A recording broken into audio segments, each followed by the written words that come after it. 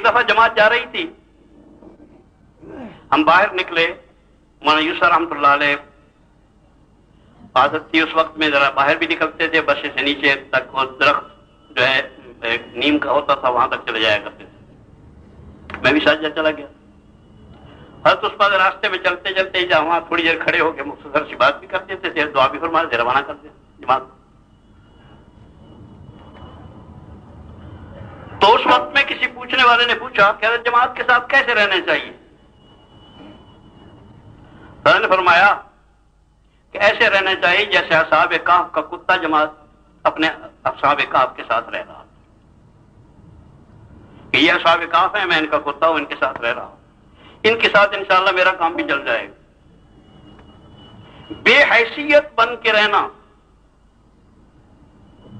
من تواضع للہ رفعہ اللہ، اللہ کا وعدہ ہے، جو اپنے آپ کو بڑا سمجھتا ہے اللہ اسے کبھی بڑائیاں عطا نہیں فرماتے ہیں، بلکہ جس کے اندر کبر ہوتا ہے اللہ کہتے ہیں کہ اس نے میری چادر کو ہاتھ ڈالا ہے، میری کبریائی کو ہاتھ ڈالا ہے۔ اس بنا پر یہ بڑا خطرناک سا کام بھی ہے، اپنے آپ کو سنبھالنا ہے، ایسا نہ ہو کہ نیکی برباد گناہ باقی۔ ہاں، نیکی برباد گناہ باقی کا سوال باقی رہتا ہے۔ اس بنا پر کسی کے متعلق کوئی حقارت، اس کو بے حیثیت نہیں جاننا، اپنے آپ کو بے حیثیت جاننا ہے۔ میرے ایک بے تکلف ساتھی ہیں، تو میں نے کوئی بے تکلفی کی ان سے بات کی، مرحوم انتقال ہو گیا ہے، عالم تھے، ساتھی تھے، پڑھنے کے زمانے کی دوستی تھی۔ میں نے ان سے بے تکلفی بات کی تو کہنے لگے کہ دیکھو تم نے اکرام مسلم نہیں کیا ہے۔ تو میں نے کہا کہ اکرام مسلم کا کیا مطلب ہے؟ محمد عبدک و رسولک النبی الامی وآلہ، اللہم صل علی سیدنا محمد وآلہ بقدر حسنہ وکمالہ۔ وبعد فاعوذ باللہ من الشیطان الرجیم، بسم اللہ الرحمن الرحیم۔ یا ایھا الذین آمنوا اتقوا اللہ حق تقاتہ ولا تموتن الا وانتم مسلمون، واعتصموا بحبل اللہ جميعا ولا تفرقوا، واذكروا نعمة الله عليكم إذ كنتم أعداء فألف بين قلوبكم فأصبحتم بنعمته إخوانا۔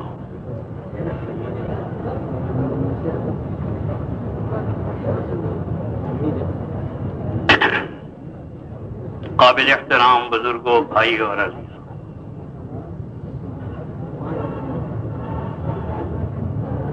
اللہ جل جلالہ نے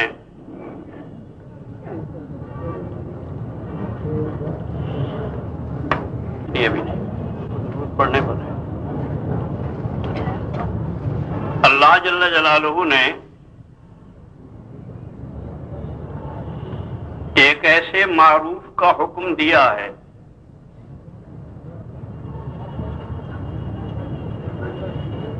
کہ کائنات میں اس معروف کے معروف ہونے کا منکر نہیں مل سکے گا۔ خدا کا منکر تو مل جائے لیکن اس معروف کا منکر کوئی نہیں ملے جو انکار کرے کہ یہ معروف نہیں ہے یا یہ کام نہیں کرنا چاہیے۔ وہ ہے آپس کا اتحاد اور اتفاق۔ آپس کا اتحاد و اتفاق یہ ایسا معروف ہے کہ اس معروف کو ہر وہ آدمی جس کے سر میں بھیجا ہے وہ سمجھتا ہے کہ یہ معروف ہے، یہ اچھی بات ہے، نیکی کا کام ہے، مل جل کے رہنا چاہیے، اتفاق سے رہنا چاہیے، باپ بیٹے کا اتفاق ہونا چاہیے، بھائی بھائی کا اتفاق ہونا چاہیے، چھوٹے بڑے کا اتفاق ہونا چاہیے، حاکم محکوم کا اتفاق ہونا چاہیے، پڑھے لکھے ان پڑھوں کا اتفاق ہونا چاہیے، کالوں گوروں کا اتفاق ہونا چاہیے۔ جہاں جہاں کہیں انسان بستے ہیں سب کا آپس میں اتفاق ہونا چاہیے، مل جل کے رہنا چاہیے۔ انسان ہے، حیوان تو نہیں ہے۔ درندوں کی طرح لڑنا بڑنا نہیں چاہیے.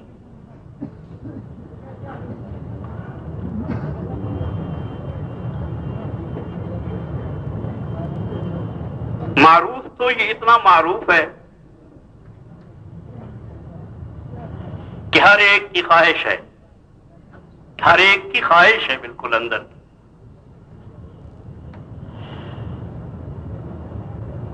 لیکن عجیب قضیہ ہے کہ اس کے باوجود کہ یہی خواہش ہے مل کے رہنے کی،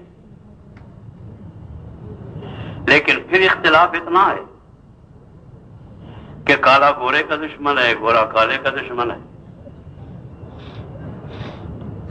حاکم محکوم کا دشمن ہے، محکوم حاکم کا دشمن ہے، مالدار غریب کا دشمن ہے، غریب مالدار کا دشمن ہے، اس صوبے والا اس صوبے والے کے خلاف، اس صوبے والا اس صوبے کے خلاف، اس ملک والا اس ملک کے خلاف، اس بر اعظم والا اس بر اعظم کے خلاف. یہ بر اعظموں سے نکل کر بڑھتے بڑھتے بڑھتے بڑھتے بڑھتے گھر تک آ پہنچی ہے کہ میاں بیوی کا آپس میں جوڑ نہیں رہا، بھائی بھائی کا جوڑ نہیں رہا، باپ بیٹے کا جوڑ نہیں رہا.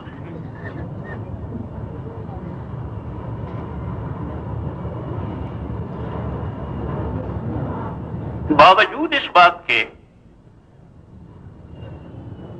میرا اپنا خیال یہی ہے، ہو سکتا ہے غلط ہو، کہ کبھی دنیا میں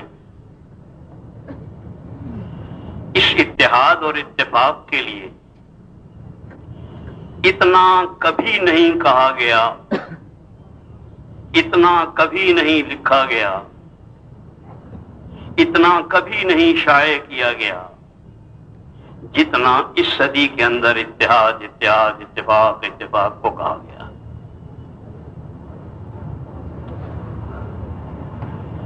لیکن سب کچھ کہنے کے باوجود شاید کبھی اتنا اختلاف نہیں ہوا جتنا اس وقت میں موجود ہے.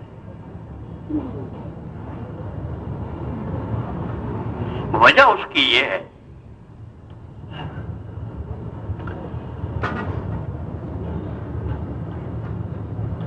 پر وجہ کی طرف نہ جاؤں، دوسری بات عرض کروں کہ یہ صورتحال کیوں ہے.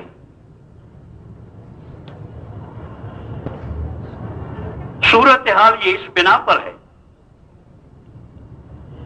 کہ غالباً کوئی آدمی نہیں ہوگا جس تھوڑا بہت لکھا پڑھا یا سنا سنایا ان مجلسوں میں آنے جانے والا جس نے یہ نہ سنا ہوا ہو کہ سید الکونین صلی اللہ علیہ وسلم کے وقت میں مشرکین کا آپس میں،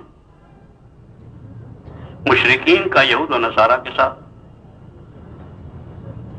یہود و نصارہ کا آپس میں، خود یہودیوں کا آپس میں اوس و خزرج کا، ایسی طویل لڑائیاں کہ شاید اس سے پہلے کائنات میں کبھی ایسی طویل لڑائیاں نہ دیکھی.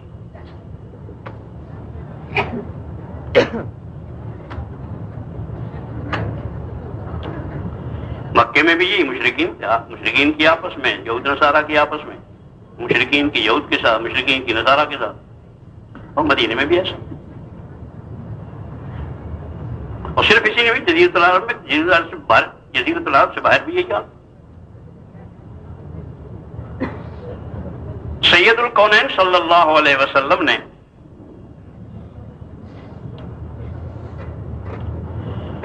آ کر کیا کیا کہ صورتحال تبدیل ہوگی. صورتحال مکے میں جب حضور تشریف لائے تو صورتحال یوں تھی کہ ہر بڑی مچھلی چھوٹی مچھلی کو کھانے کی فکر میں، جو جس کے پاس ہے وہ چھین لیا جائے.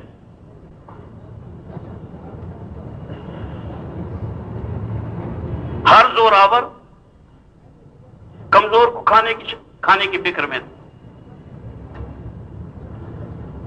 لیکن سید الکونین صلی اللہ علیہ وسلم نے آ کر محنت کی اور ایسی شاندار محنت کی اور ایسی مؤثر محنت کی جس کو قرآن مجید نے ذکر کیا ہے. وَاذْكُرُوا نِعْمَةَ اللَّهِ عَلَيْكُمْ إِذْ كُنْتُمْ أَعْدَاءً فَأَلَّفَ بَيْنَ قُلُوبِكُمْ. اس اللہ جل جلالہ کی عظیم نعمت کا عظیم نعمت کو یاد کرو. عظیم نعمت ہے. اللہ جل جلالہ نے خصوصیت کے ساتھ اس کا ذکر کیا ہے. وَاذْكُرُوا نعمت اللہ علیکم. اللہ کی جو تم پر انعام ہوا ہے، اللہ کا احسان ہوا ہے. اللہ جل جلالہ نے احسان فرمایا ہے، انعام فرمایا ہے. اذ کنتم اعداء فالف بین قلوبکم.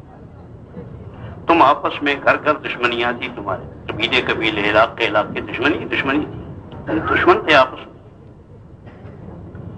فالف بین قلوبکم. اللہ جل جلالہ نے تمہارے دلوں کو جوڑ دیا. آپس میں الفت اور محبت پیدا ہو گئی. اللہ نے الفتیں پیدا فرما دی. یہ نہیں کہ صرف دشمنیاں ہٹا دی، نہیں، الفتیں پیدا فرما دی. اور الفت بھی ایسی جاندار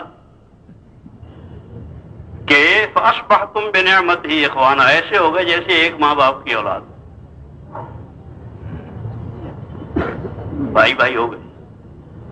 یہ اللہ کی عظیم نعمت ہے، اس کو یاد کرو. حضور نے ایسی محنت کی کہ یہ نتیجہ نکل آیا.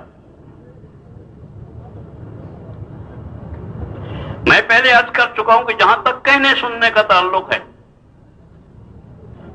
اتنا کہا گیا ہے اس زمانے میں، اور اتنا کہا جا رہا ہے، اور اتنا لکھا جا رہا ہے اس پر، رسالے اور مضامین اور اخبارات اور ریڈیو اور ہر طرف اتحاد اتحاد، اتفاق اتفاق، آپس کا جوڑ، اس کو اتنا کہا گیا. لیکن کوئی نتیجہ سامنے نہیں آ رہا. معلوم ہوتا ہے کہ کوئی کمی ہے. اس زمانے میں کہا گیا تو ہو گیا، اس زمانے میں کہا جا رہا ہے تو نہیں ہو رہا.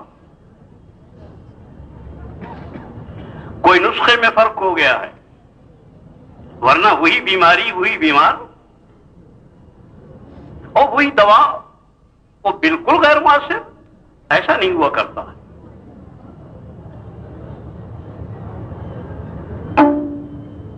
ہوا یہ تھا جو اس وقت میں نہیں ہو رہا. جو صحیح راستہ تھا امت کو جوڑنے کا، وہ راستہ اختیار کیا گیا. کہنے سننے سے نہیں کام بنا کرتے ہیں. وہ ایک ترتیب ہے، بنیاد ہے.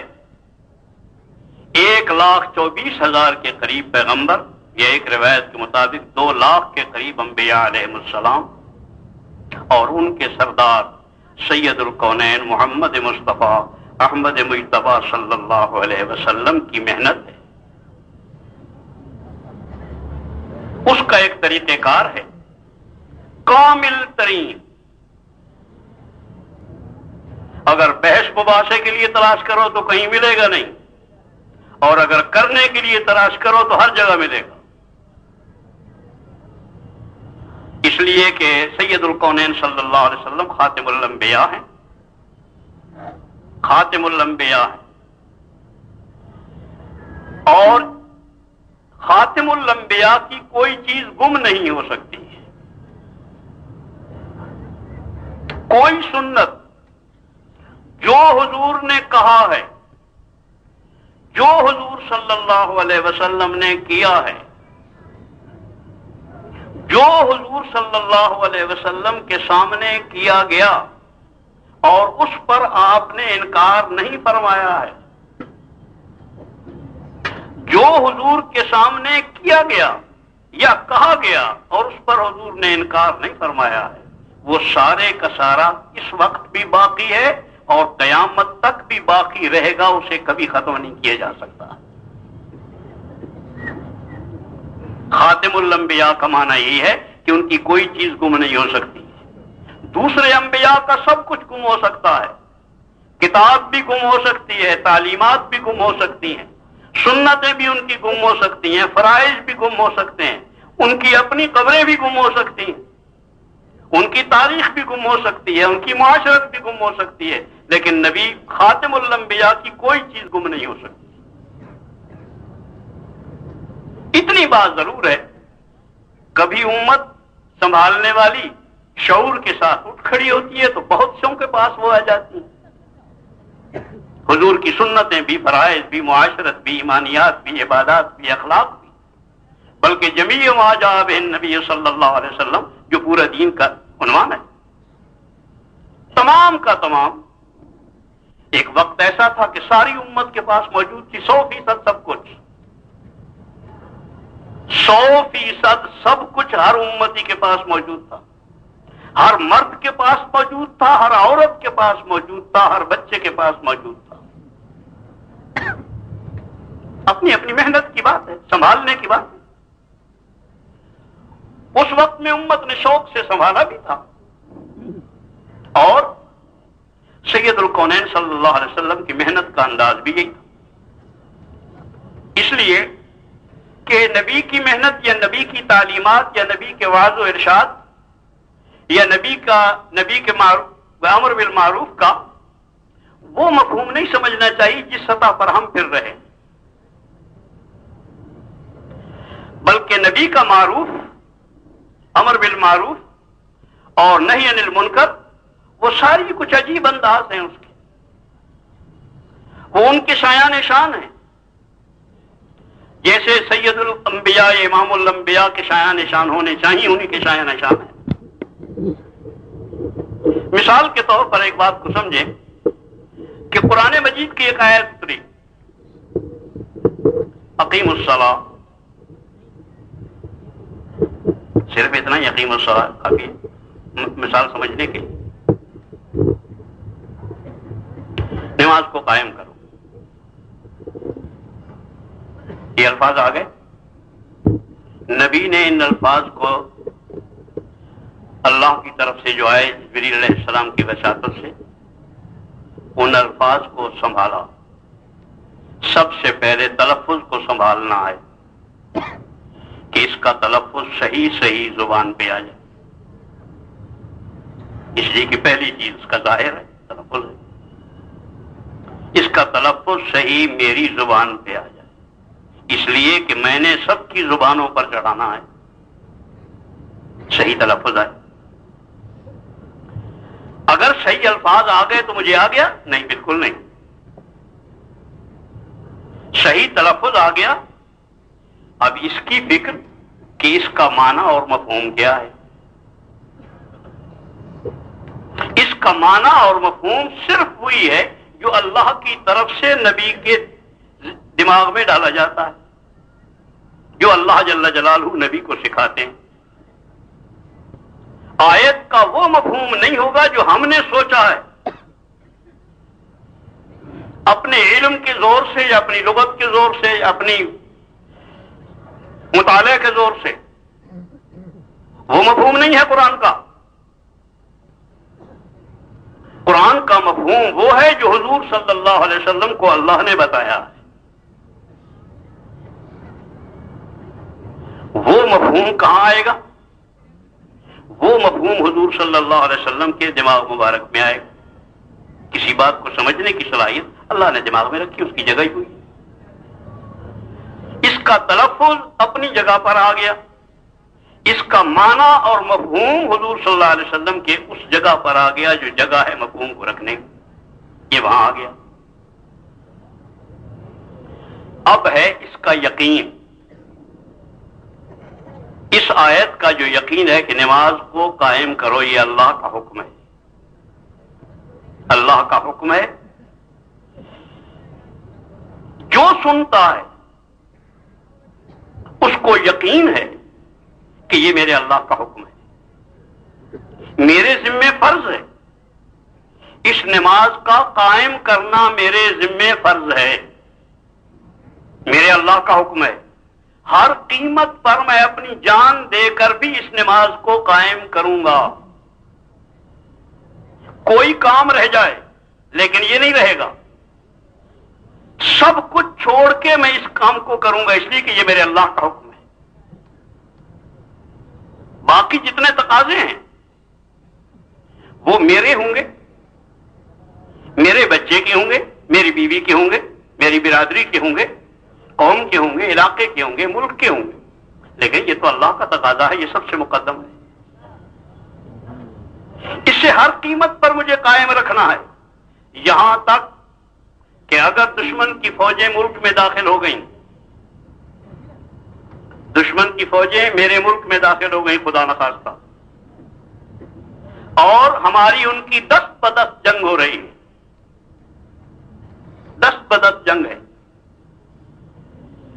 حالات اتنے خطرناک ہیں اس کی فوجی طاقت کی بنا پر کہ مسلمانوں کا ملک بھی خطرے میں ہے، مسلمانوں کی جانیں بھی خطرے میں ہیں، مسلمانوں کی عزتیں بھی خطرے میں ہیں، یہاں تک کہ دین اور اسلام بھی خطرے میں ہے۔ لیکن ایسے حالات میں بھی اگر نماز کا وقت آ جائے تو نماز کو چھوڑ دینا ہے؟ پھر بھی نماز کو نہیں چھوڑنا ہے، پھر بھی نماز پڑھنی، یہ اقیم الصلاۃ باقی رہے گا، نماز کو قائم رکھنا ہے۔ یہ قرآن کا ایمان ہے، اس آیت کا ایمان یہ ہے، اس پر یقین ہے مجھے کہ نماز کو قائم کرنا میرے ذمہ فرض ہے۔ نماز کے قائم کرنے کی آگے حد نہیں مقرر کی اللہ جل جلالہ نے، نماز کو قائم کرنا ہے کہاں؟ یہ میرے سوچنے کی بات نہیں، اپنے نبی کو دیکھنے کی بات ہے، اس لیے کہ میں اس نبی کا امتی ہوں، جسے امام الانبیاء اور خاتم الانبیاء مانتا ہوں، اس نبی کا امتی ہوں میں۔ جو میری امام کی نیت ہے وہی میری نیت ہے، میں جب اس کا امتی ہوں، جو امام کی نیت وہی میری نیت۔ میرے نبی نے نماز کہاں قائم کرنی ہے؟ صرف اپنے گھر، اپنی ذات میں، صرف اپنے گھر میں، صرف اپنے عرب میں؟ سارے عالم میں نماز کو قائم کرنا ہے میرے نبی نے، میری بھی ذمہ داری ہے، پورے عالم میں نماز کا قائم کرنے کا میں ذمہ دار ہوں، سارے عالم میں نماز کے قائم کرنے کا میں ذمہ دار ہوں۔ کیسے ہوگا؟ میں کیسے کروں گا؟ میں کیسے کروں گا؟ مجھے نہیں کرنا، مجھے اس کی کوشش کرنی ہے، میں کوشش کرنے کا مکلف ہوں، کرنے کا مکلف نہیں۔ کرنا اللہ کے ہاتھ میں، کرے لیکن نہیں کرے نہیں کرے، میرے ذمہ کوشش کرنا ہے، میرے ذمہ کوشش کرنا ہے۔ اور باقی رہا یہ کہ میں کیسے کر لوں گا، یہ تو بڑا لمبا کام ہے، میں کیسے کروں گا، اس کی اجازت نہیں ہے سوچنے کی، اسے سوچنے کی اجازت نہیں ہے، اس لیے کہ تو کرنے والا نہیں ہے، کرنے والا میں ہوں۔ میرا یقین کر، مجھ پر ایمان لا، کرنے والا میں ہوں۔ ہدایت میں دوں گا، ہدایت کی کوشش تم نے کرنی ہے۔ نماز کو میں قائم کروں گا، نماز قائم کرنے کی کوشش تم نے کرنی ہے۔ رہا یہ کہ میں کیسے کروں گا، میں کیسے کر سکتا ہوں، میرے بس کا نہیں ہے، نہیں، بالکل غلط ہے۔ اگر میرا نفس کہتا ہے کہ میرے بس کا نہیں ہے تو اپنے نفس کو ملامت کرو اور کہو کہ نہیں، جھوٹ بولتا ہے، تو جو کہتا ہے کہ میں یہ نہیں کر سکتا غلط کہتا ہے، اس لیے کہ اگر تو نہ کر سکتا، اگر تو نہ کر سکتا تو تجھے تیرا اللہ یہ حکم نہ دیتا۔ کوئی باشعور آدمی جس کے سر میں بھیجا ہو، وہ 10 سال کے بچے سے کہہ سکتا ہے کہ یہ بوری اٹھا لے؟ 10 سال کے بچے سے وہ نہیں کہہ سکتا کہ بوری اٹھا لے۔ ہر عاقل کسی کو جو کوئی حکم دیتا ہے وہی دیتا ہے جس کو وہ کر سکتا ہے، کرنے کا، اس کے ہونے کا طریقہ کار معین ہے کہ آدمی محنت کرتا ہے، اللہ اسے کر دیتے، اس میں اشکال کون سا ہے؟ وہ روایت تو سنی ہوئی ہوگی، حضرت ابراہیم علیہ نبینا علیہ الصلوۃ والسلام سے اللہ جل جلالہ نے حکم فرمایا کہ بیت اللہ بناؤ، میرا گھر بناؤ، گھر بنانا شروع فرما دیا، گھر اللہ نے مکمل کر دیا، بیت اللہ بن گیا۔ بیت اللہ کے بننے کے بعد روایت یہ موجود ہے کہ اللہ جل جلالہ نے ارشاد فرمایا کہ لوگوں کو حج کے لیے بلاؤ، لوگوں کو حج کے لیے بلاؤ۔ اب بتاؤ اس لق و دق بیابان میں تھوڑی سی آبادی تو حضرت ابراہیم، حضرت اسماعیل علیہ السلام، حضرت حاجرہ اور حضرت ابراہیم، یہ سب سے چھوٹی اقلیت ہے کائنات کی، جس کی بنا پر اللہ جل جلالہ سارے علاقے نہیں ساری دنیا کو آباد فرما رکھا ہے، اور ساری دنیا کی آبادی کا قیام بیت اللہ کے قیام تک ہے۔ کوئی سب سے چھوٹی اقلیت ہے، ایک ابراہیم علیہ السلام ہے، ایک حضرت حاجرہ علیہ السلام ہے، ایک حضرت اسماعیل علیہ السلام ہے۔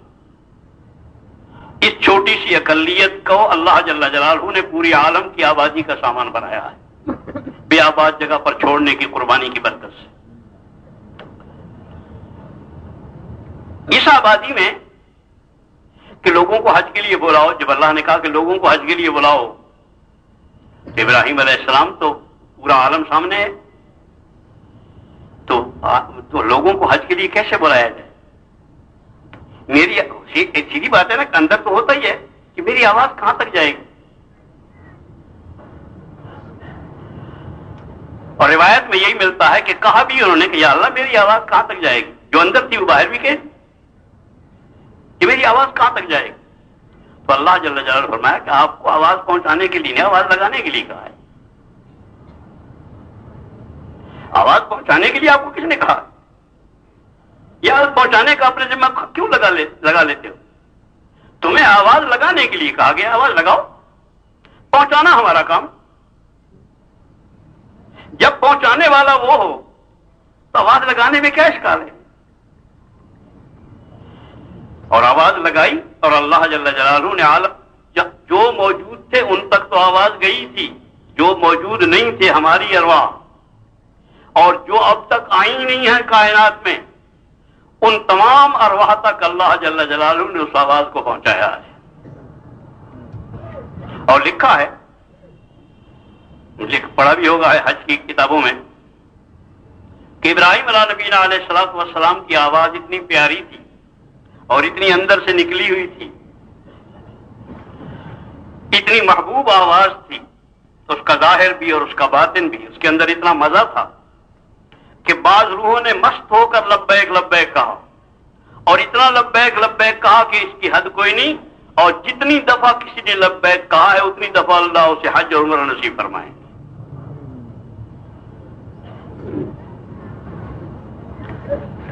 تو آواز لگانے کا حکم دیا تمام انبیاء کو، اسی لیے کسی نبی نے اللہ کے سامنے یہ عذر نہیں کہا کہ یا اللہ میں تو اکیلا ہوں، میں کیا کروں گا۔ یہ تو اس ہمارے دور کی نہ کرنے والوں کی ایجاد ہے۔ جو کرنے والے ہوتے ہیں اور ان کو اللہ کی ذات پر یقین ہے کہ میں اللہ کا بھیجا ہوا ہوں، مجھے اللہ نے کہا ہے، میں اللہ کی طرف سے بھیجا گیا ہوں، اور جب میں کہوں گا تو اللہ کر دیں گے۔ اللہ کی ذات پر یقین ہے، اللہ کی صفات پر یقین ہے۔ جسے اللہ کی صفات پر یقین نہیں ہوتا اسی کے لیے مشکل ہوتی ہے کہ یہ کیسے ہوگا۔ جسے اللہ کی صفات پر یقین ہوتا ہے اس کے لیے کوئی مشکل نہیں ہے۔ جو نبی آیا ہے خالی ہاتھ آیا ہے، نہ اس کے پاس مال و دولت ہے۔ جن انبیاء کے پاس کچھ آپ کو نظر آ رہا ہے یہ کہنے کے بعد کہ حضرت سلیمان علیہ السلام بھی تھے اور حضرت داؤد علیہ السلام بھی تھے اور فلاں بھی تھے، ان ساروں کو نبوت کے بعد اللہ نے عطا فرمایا تھا۔ نبوت کے بعد اللہ نے عطا فرمایا تھا، نبوت کے وقت میں کوئی چیز نہیں تھی ان کے پاس۔ نبوت کے بعد اور اگر کوئی خالی ہاتھ نہیں بھی آیا تھا تو بڑی تعداد جتنی بھی ہے وہ ساری کی ساری خالی ہاتھ آئی، لیکن کسی نے اشکال نہیں کیا کہ میں کیسے کروں گا، بلکہ جس کے پاس جو کچھ تھا وہ نبوت کے کام شروع کرتے ہی وہ سارے کا سارا ویسے ہی ختم ہو گیا۔ سب سے بڑے جو دونوں ہیں ابراہیم علیہ نبینا علیہ الصلوۃ والسلام اور محمد رسول اللہ صلی اللہ علیہ وسلم، ان کا حق تو بالکل واضح معلوم ہے۔ سب سے بڑے خاندان کے آدمی حضرت ابراہیم علیہ نبینا علیہ الصلوۃ والسلام، سب سے بڑا خاندان، سب سے بڑا عہدہ وزارت علماء کو عہدہ بھی ان کے گھر میں، خاندان اتنا لمبا چوڑا کہ فارس اور عراق سارے میں پھیلا ہوا تھا، اور اتنا بڑا مالدار خاندان تھا کہ پوری دنیا میں شاید اتنا بڑا خاندان مالدار کوئی نہ ہو. اور وارث خیر تھے اکیلے ابراہیم علیہ السلام ہیں، اپنے ابا جان سارا مال انہیں کے ہاتھ، لیکن دنوں کے اندر وہ سارے کا سارا اللہ کی راہ میں خرچ ہو گیا. وہ ایک تفصیلی قصہ ہے، سارا مال اس میں خرچ ہو گیا. گھر سے جلا وطن بھی کر دی گئے، جو کوئی اپنے یار دوست تھے وہ بھی اپنے ہاتھ سے گئے. خود سید الکونین صلی اللہ علیہ وسلم کے ساتھ ہی عقیدت کی بنا پر، محبت کی بنا پر، عظمت کی بنا پر، ان کی ذاتی شرافتیں سید الکونین صلی اللہ علیہ وسلم کا ظاہری حسن، جوانی، عفت، سخاوت، امانت، یہ انسانی شرافتیں اور کمالات جو ہوتے ہیں آخری درجے کے حضور صلی اللہ علیہ وسلم کے پاس تھے. یہاں تک کہ جو دشمن ہے وہ بھی قائل تھے کہ ان سے زیادہ امین کوئی نہیں. ایک آدمی کہتا ہے کہ میں مکے میں آیا، میرے پاس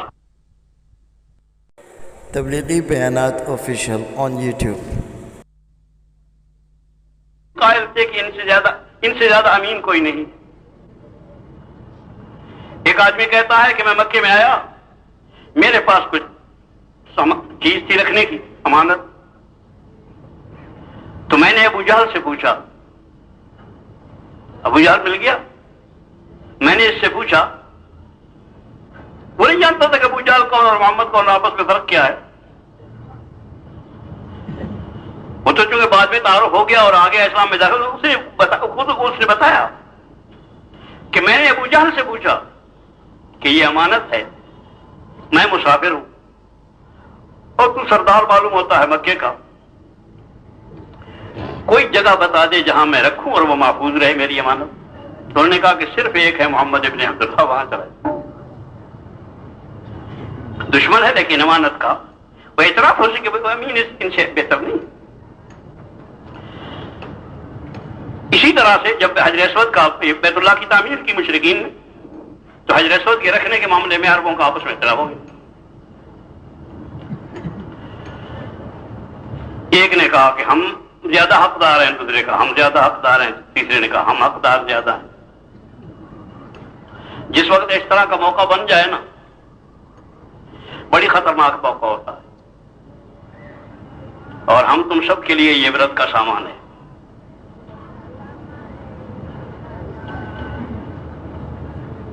کوئی اہمیت یا بڑائی کا موقع ہو کہ بیت اللہ میں حجر اسود کو رکھنے کا کام میرے ہاتھوں سے ہوا، یہ فضیلت ہے.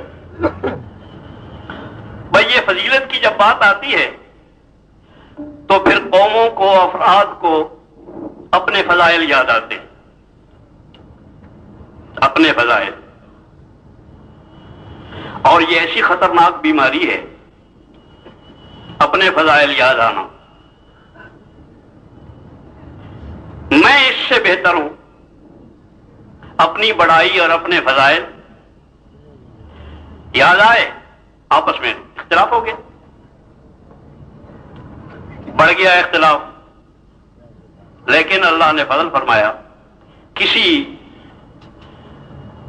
دانا نے کہا کہ بھائی ایک آدمی ہے جس کی امانت، دیانت، انصاف اور یکسوئی اور غیر جانبداری کے ہم سب قائل ہیں کہ وہ غیر جانبدار ہے، کسی کے ساتھ اس کا جھگڑا نہیں، کوئی تنازع نہیں، آج تک تم نے کوئی خرابی کسی قسم کی اس میں نہیں دیکھی ہے.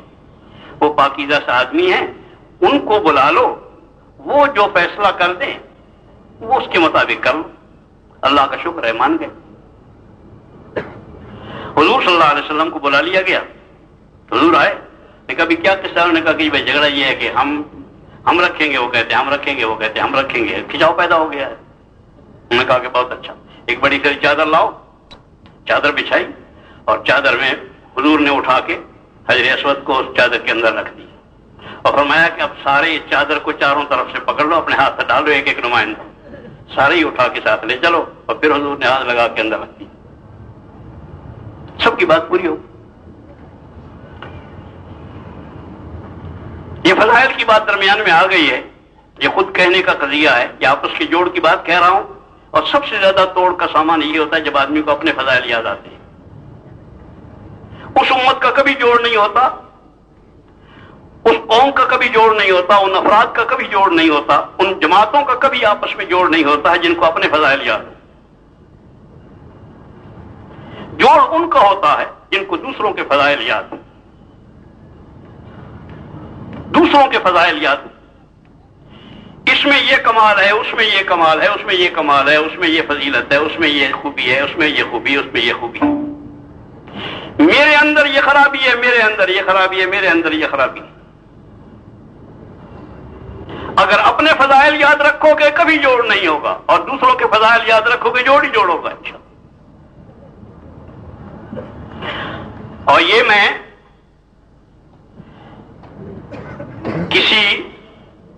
صرف کسی صوفی کی بات نہیں کہہ رہا ہوں، خلیفہ راشد یاد آ رہے ہیں، امیر المومنین عمر رضی اللہ تعالیٰ عنہ، سید الکونین صلی اللہ علیہ وسلم کا وہ ساتھی جس کو بقول ہمارے شاندار واعظ نے، ہمارے ملک کے شاندار واعظ نے بڑے اچھے انداز سے بات کہی تھی کہ سید تھے، وہ کہنے لگے کہ ابا جان بھی، دادا جان بھی سر آنکھوں پہ نہیں، حضرت علی رضی اللہ تعالیٰ عنہ، دادا جان بھی سر آنکھوں پہ، اور صدیق اکبر رضی اللہ تعالیٰ عنہ بھی سر آنکھوں پہ، لیکن جہاں عمر ہے وہاں کوئی نہیں۔ بڑا جلسہ، بہت بڑا، لاکھوں کا مجمع۔ ہم نے کہا یا اللہ، آج پھر کیا کہنے لگا ہے سید؟ اس بات کو 2-3 دفعہ تکرار کیا کہ دادا جان بھی سر آنکھوں پہ، اور ابو بکر صدیق خلیفہ اول بھی سر آنکھوں پہ، خلیفہ اول بھی صاحب کہتے، خلیفہ اول بھی سر آنکھوں پہ، مگر جہاں عمر ہے وہاں کوئی نہیں۔ 3-4 دفعہ تکرار کر کے کہنے لگے کہ یہ اس بنا پر کہہ رہا ہوں کہ ابو بکر بھی خود آیا ہے، علی بھی خود آیا ہے، عثمان بھی خود آیا ہے، اور عمر کو جھولیاں ڈال کے اللہ سے مانگا ہے، مانگا ہوا صرف عمر۔ اور سید الکونین صلی اللہ علیہ وسلم نے ان کے متعلق جو الفاظ کہے ہیں وہ اتنے بلند ہیں کہ کسی دوسرے کے متعلق نہیں کہے گئے۔ لو کان بعدی نبی لکان عمر، اگر میرے بعد نبی ہوتا تو عمر ہوتا۔ اندرونی استعدادوں کے اعتبار سے اللہ جل جلالہ کے ہاں اتنی عظیم استعدادوں کے انسان، اور یہ عمر ہیں جنہوں نے اپنے کانوں سے بیر خاتم پر بیٹھے ہوئے حضور صلی اللہ علیہ وسلم کو مدینہ طیبہ میں، یہ ایک جگہ متعین طور پر اس لیے کہہ رہا ہوں کہ شہا کی روایات سے بالکل مسلم کہ ابو بکر صدیق آئے اور اندر بیر خاتم میں داخل ہوئے، اور حضور نے ان کو فرمایا کہ تو جنتی ہے۔ حضرت صدیق اکبر نے اپنے متعلق سنا، پھر عمر آئے اور اندر داخل ہوئے۔ قباء کے دروازے پر بیر خاتم تھا، ہمارے زمانے میں بھی موجود تھا، بعد میں اس کو منوت کر دیا گیا، اس کے ٹیوب ویل وغیرہ لگا دیے گئے۔ حضرت عمر آئے اور آ کے داخل ہوئے، اجازت مانگی، اجازت دی گئی، اندر آئے، اور اندر آتے حضور نے فرمایا کہ تو جنتی ہے، اپنے کانوں سے نبی کی زبان سے سنا ہوا ہے، محمد الرسول اللہ صلی اللہ علیہ وسلم کی زبان مبارک سے جنتیوں نے سنا ہوا ہے۔ جب ان کی خلافت کا دور آیا، حضرت عمر رضی اللہ تعالیٰ عنہ کی خلافت کا دور تھا، یہ ان کی دینی زندگی کا شباب کا دور ہے، دینی زندگی کے شباب کا دور ہے۔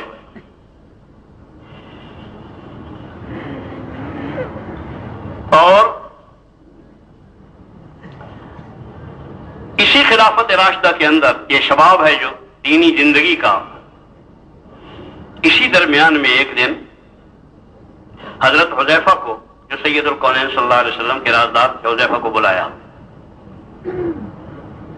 حضرت حذیفہ تشریف لے آئے، علیحدگی میں بالکل اور کوئی نہیں، امیر المومنین ہیں اور حضرت حذیفہ ہیں۔ علیحدگی میں بلا کر ارشاد فرمایا کہ حذیفہ آپ کو حضور صلی اللہ علیہ وسلم نے منافقین کے نام بتائے تھے؟ منافقین کے نام بتائے؟ انہوں نے کہا امیر المومنین بتائے تھے، منافقین کے نام بتائے تھے۔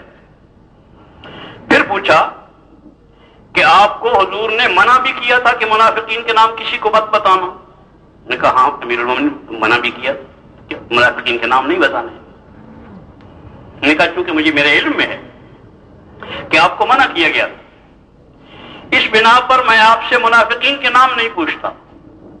میری قبر کا معاملہ ہے، اللہ کے واسطے مجھے بتا دے میرا نام ان میں ہے یا نہیں ہے،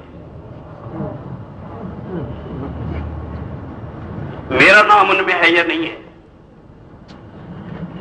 اپنے متعلق فضائل، اپنے متعلق خوشگمانیاں، اپنی ذات کے ساتھ حسن ظن اور اپنے کمالات کا معتقد ہونا، یہ کفر کا راستہ ہے، اسلام کا راستہ نہیں ہے۔ محمد الرسول اللہ صلی اللہ علیہ وسلم کی تعلیمات کا راستہ، خلافت راشدہ کا راستہ یہ ہے جس پر عمر رضی اللہ تعالیٰ عنہ چل رہے ہیں۔ سب کے ساتھ خوشگمانیاں، اپنے ساتھ بدگمانیاں۔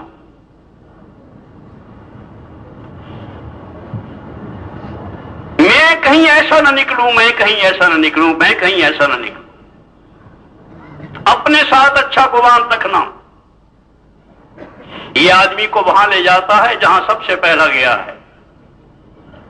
انا خیر منہ خلقتنی من نار وخلقتہ من طین۔ شیطان نے زنا نہیں کیا، نہ قتل کیا ہے، نہ ڈاکہ ڈالا ہے، صرف اتنا ہی کہا تھا کہ انا خیر منہ خلقتنی من نار، میرا خاندان بڑا ہے، میں بڑا ہوں۔ جب اپنی بڑائی کا خیال ہوتا ہے تو آپس میں جوڑ نہیں ہوتا، کبھی جوڑ نہیں ہوگا امت کا۔ جب ہر ایک دوسرے کو بڑا سمجھے، دوسرے کے ساتھ اچھا گمان کرے، یہ بھی اسی دور کا ہے۔ یہ دونوں خلیفے جمع ہیں، سب سے پہلے خلیفہ راشد ابو بکر صدیق اور حضرت عمر رضی اللہ تعالیٰ عنہ۔ ایک آدمی نے ایک آدمی کو قتل کر دیا، دوسرے نے کہا کہ اس آدمی نے اس کو قتل کیا ہے، اس کے جواب میں اس کو قاتل کو قتل کر دیا جائے۔ انہوں نے کہا نہیں، اس نے جو قتل کیا ہے یہ مت کہو کہ اس نے مسلمان سمجھ کے قتل کیا ہے، مسلمان سمجھ کے قتل نہیں کیا، غیر مسلم سمجھ کے قتل کیا ہے۔ اس کے قتل کرنے کی اچھی تعویل ہو سکتی ہے، اچھی تعویلیں کرو۔ یہاں تک کہا، امام ابو حنیفہ رحمۃ اللہ علیہ کا مسلک ہے کہ اگر کسی آدمی کا ایک قول ہے، اس کے 99 معنی ایسے بن سکتے ہیں جس کی وجہ سے اس پر کوئی فتویٰ لگ سکتا ہے یا اس کے متعلق کوئی غلط فیصلہ کیا جا سکتا ہے، لیکن ایک بات ایسی بھی ہو سکتی ہے کہ اس کے خلاف کوئی فتویٰ نہ ہو اور غلط فیصلہ نہ کیا جا سکے جو اس کے خلاف ہے، تو اس کے خلاف کوئی فیصلہ نہ ہو سکے۔ اس ایک بات کا خیال رکھو، 99 کو چھوڑ دو۔ بچاؤ کی صورتیں اختیار کرو، دوسروں کے متعلق ظن المؤمنین خیر، حکم دیا گیا ہے کہ اچھا گمان کرو لوگوں کے ساتھ۔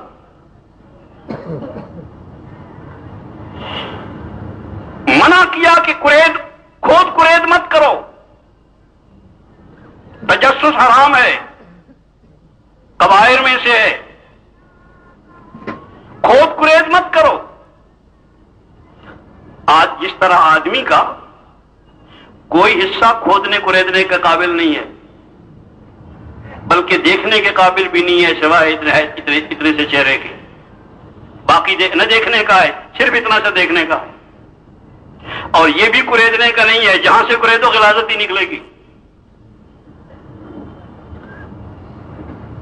جہاں سے کریدو گے غلاظت ہی نکلے گی، خون نکلے گا، شیر نکلے گا، کچھ ایسی بلائی نکلے گی۔ کھودنے کریدنے کی اجازت نہیں ہے. یہ درمیان میں بات آگے عرض کر دوں، کیا آپ غیبت بھی کرتے رہیں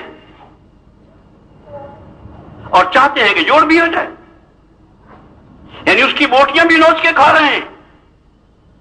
اَيُحِبُّ أَحَدُكُم مَّن يَأْكُلَ لَحْمَ أَخِيهِ مَيْتًا فَكَرِهْتُمُوهُ، تم میں سے کوئی پسند کرتا ہے کہ اپنے بھائی کا مردار گوشت کھائے؟ جو غیبت کر رہا ہے کسی جگہ پر، مسجد میں بیٹھ کے یا بیت اللہ پہ بیٹھ کے، وہ حرام کاری کر رہا ہے، حرام کھا رہا ہے، اپنے بھائی کا مردار گوشت کھا رہا ہے. کسی قوم کو گالی دے رہا ہے، کسی طبقے کو گالی دے رہا ہے، کسی طبقے کی غیبت کر رہا ہے، کسی طبقے کی کوئی کمزوری بیان کر رہا ہے. ہر موقع پر ایسی بر وقت تشریح کروا لی کہ تاکہ کوئی الجھاؤ پیدا نہ رہے، الجھاؤ نہ پیدا ہو آئندہ کے لیے. جس وقت وَلَا يَغْتَب بَعْضُكُم بَعْضًا آیت نازل ہوئی تو اماں جان فوراً کہتی ہیں کہ یا رسول اللہ غیبت کسے کہتے ہیں؟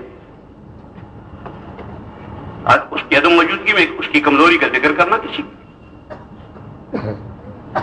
اس پر کہتی ہیں کہ یا رسول اللہ اگر وہ کمزوری فی الواقعہ اس کے اندر موجود ہو تو پھر فی الواقعہ اس میں اندر یہ کمزوری موجود ہے، اس کا ذکر کیا جائے تو بھی غیبت ہوگی. فرمایا ہاں فی الواقعہ کمزوری موجود ہو اور اس کا اس کی عدم موجودگی میں ذکر کیا جائے، اس کا نام تو غیبت ہے. اگر فی الواقعہ اس کے اندر وہ کمزوری موجود نہیں ہے اور تم کچھ کہہ رہے ہو، اس کمزوری کا ذکر کر رہے ہو، اس کے کھاتے میں ڈال رہے ہو، تو یہ تو بہتان ہے. اس کے تو 80 جوتے سزا بھی ہے، 80 کوڑے سزا ہے دنیا کے اندر بھی. اور یہ بہتان تو غیبت سے بہت بدتر جرم ہے، اس پر تو حد لگتی ہے. آپ یہ چاہتے ہیں کہ ان کی بوٹیاں بھی نوچ نوچ کے کھاتے رہیں اور آپس میں جوڑ بھی ہو جائے؟ یہ کبھی نہیں ہوگا. اگر غیبت ہوگی، اگر جھوٹ بہتان باندھا جائے گا، اگر کسی کی تذلیل کی جائے گی، اگر کسی کو حقارت کی نگاہ سے دیکھا جائے گا، کبھی آپس میں جوڑ نہیں ہوگا.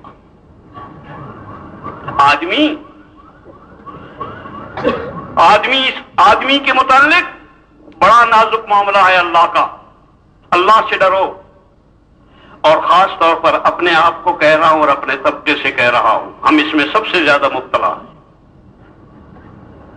ہم سب اس میں مبتلا ہیں، اور وجہ اس کی وہ ہماری اپنی تقدس معابیاں ہیں، مقدس شخصیتیں ہیں ساری.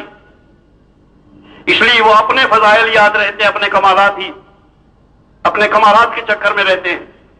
میں پرانا ہوں، میں اس سے پرانا ہوں، میں اس سے آگے کا ہوں، میں اس سے زیادہ قربانیاں کی، میں اس سے زیادہ سال لگائے ہیں، میں اس سے زیادہ علم رکھتا ہوں، میں اس سے زیادہ اصول جانتا ہوں، میں اس سے زیادہ عبادت گزار ہوں، میں نے اس سے زیادہ حج کیے ہوئے، میں اس سے زیادہ علم والا اور اس سے زیادہ تقوی والا ہوں. یہ کبر جو ہے یہ وہ گناہ ہے جس نے شیطان کو شیطان بنایا ہے. انا خیر منہ، کسی کا نام کبر ہے، اپنے آپ کو دوسروں سے بڑا سمجھنا،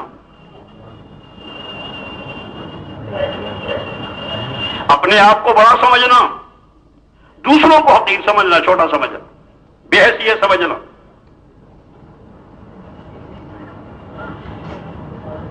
اس معاملے میں حضور صلی اللہ علیہ وسلم نے واقعی بڑی شدت اختیار فرمائی، اور آدمی کا معاملہ بہت نازک معلوم ہوتا ہے. حقوق العباد ہیں، بندوں کا حق ہے. اس بندے آدمی ایسا ہے، میرا خیال میں حضور صلی اللہ علیہ وسلم کی وہ بات آخری ہے، اس وقت یاد آ رہی، پوری یاد تو نہیں آ رہی، لیکن تقریباً مفہوم یہی ہوگا، جو کمی بیشی ہو اللہ معاف فرمائے. بیت اللہ پر نظر پڑی حضور کی، اور بہت ہی پیار اور بہت ہی عظمت ہے. طبیعت ہوتی ہے کسی وقت میں کسی بات پہ اور زیادہ آئی ہوئی. بیت اللہ کی عظمت اور بیت اللہ کا احترام اور محبت کا جوش اندر سے، حضور صلی اللہ علیہ وسلم کے اندر سے. نہایت عظمت، احترام اور محبت سے دیکھا اور ساتھ ارشاد فرمایا کہ بیت اللہ تو بڑی عزتوں والا ہے، بڑی حرمتوں والا ہے، بڑی عزتوں والا ہے، بڑی شانوں والا ہے، لیکن ایک مسلمان کی حرمت و عزت تجھ سے بھی زیادہ عزت، ایک مسلمان کی عزت و حرمت تجھ سے بھی زیادہ۔ جو کسی مسلمان کے خلاف بولتا ہے وہ یہ نہ سمجھے کہ میں نے یوں ہی بات کر لی ہے، بیت اللہ کو ڈھایا ہے تو نے، بیت اللہ کو ہاتھ ڈالا ہے، خدا کے گھر کو ہاتھ ڈالا ہے، اللہ کی قابل احترام شخصیت کو ہاتھ ڈالا ہے، تیری بربادی کا سامان ہو چکا۔ یہ برباد ہونے کا سب سے خطرناک سامان ہے۔ سید الکونین صلی اللہ علیہ وسلم نے مطلقاً فرمایا ہے، کوئی اس میں قید نہیں لگائی ہے، کہ جس نے کسی کو حقارت کی نگاہ سے دیکھا ہے، مفتی صاحب کو نہیں، یہ نہیں کہ مفتی صاحب کو حقارت سے دیکھا ہے، نہیں، کسی کو حقارت کی نگاہ سے دیکھا ہے، اللہ کے ہاں اسی وقت حقیر ہو جاتا ہے، اللہ جل جلالہ کے ہاں اسی وقت حقیر ہو جاتا ہے وہ جو دوسرے کو حقارت کی نگاہ سے دیکھتا ہے۔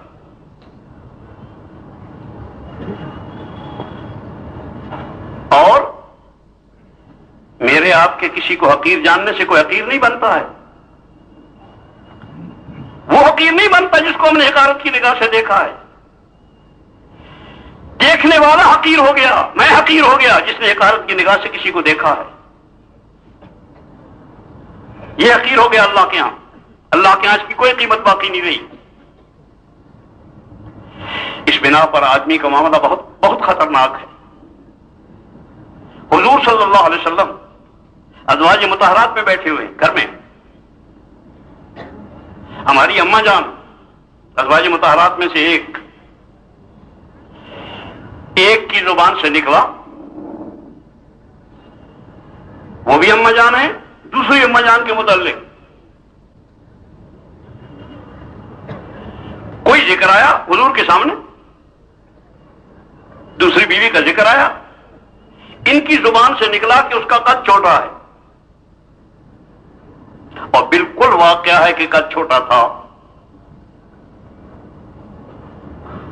اسی بات کو سن کر سید الکونین صلی اللہ علیہ وسلم کے ارشاد ریاض الصالحین کی حدیث ہے کہ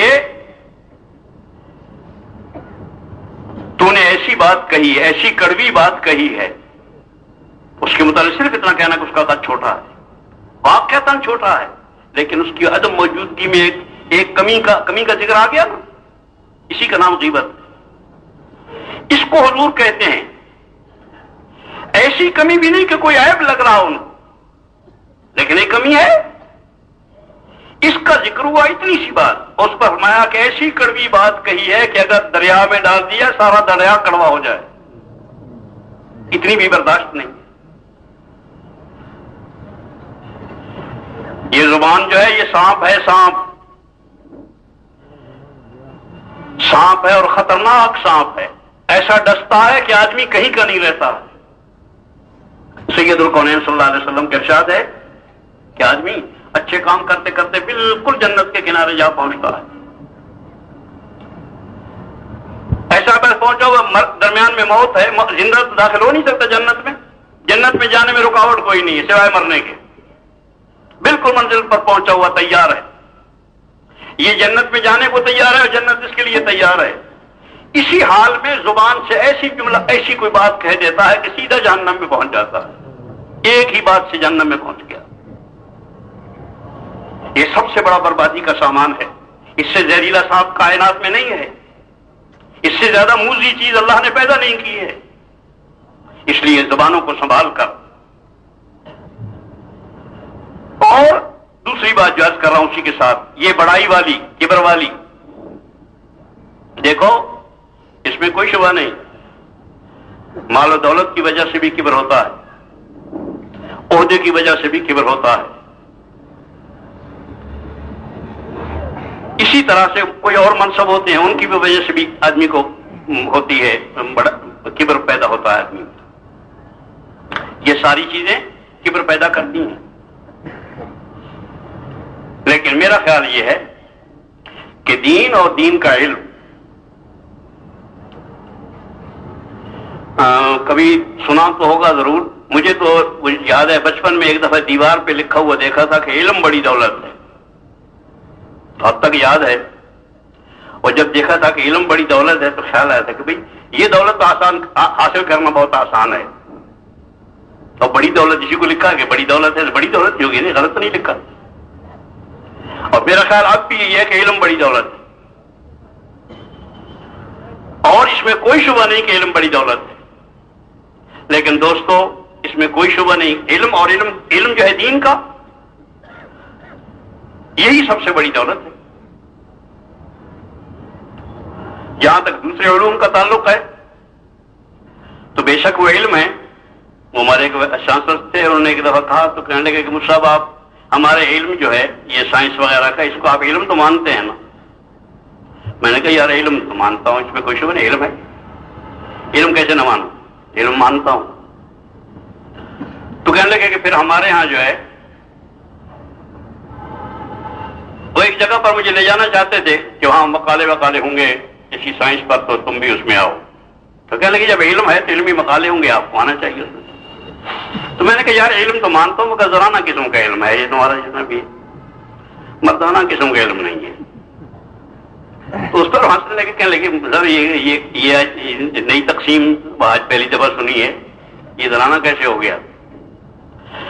تو میں نے کہا کہ مختصر بات اتنی کہ میرے گھر میں اللہ کا شکر ہے مجھے معلوم ہے کہ سب کچھ رکھا ہوا ہے، تفصیل بالکل معلوم نہیں ہے.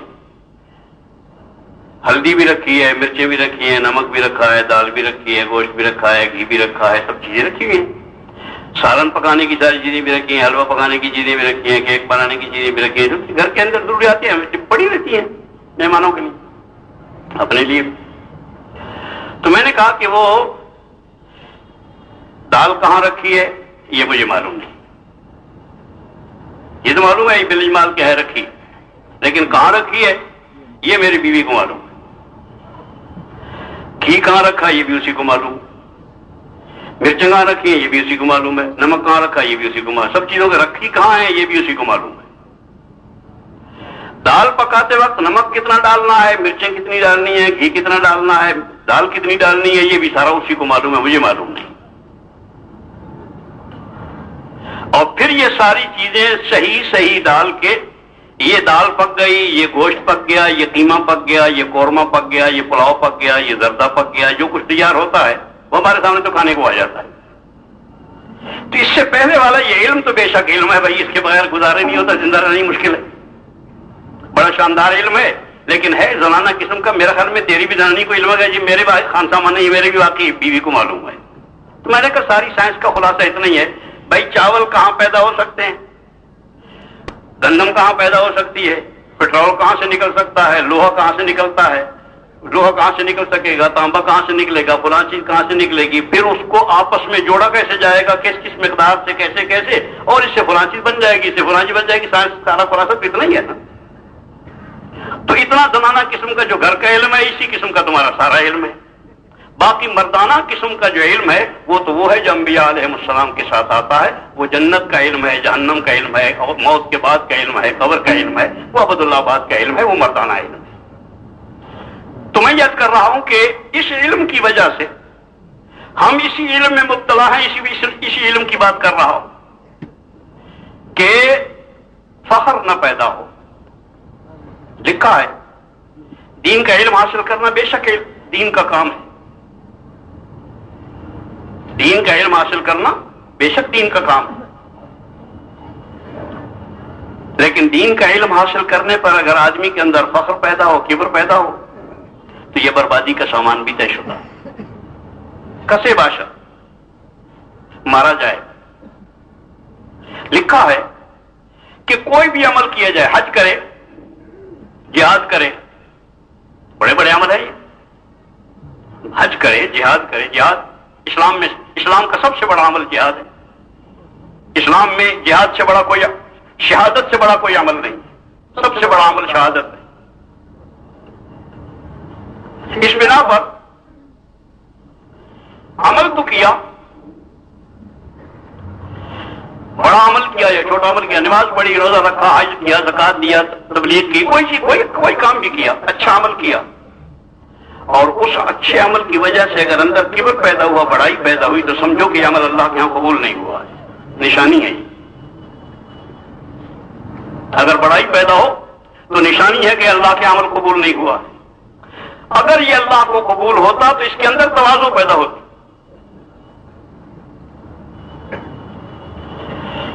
ایک دفعہ جماعت جا رہی تھی،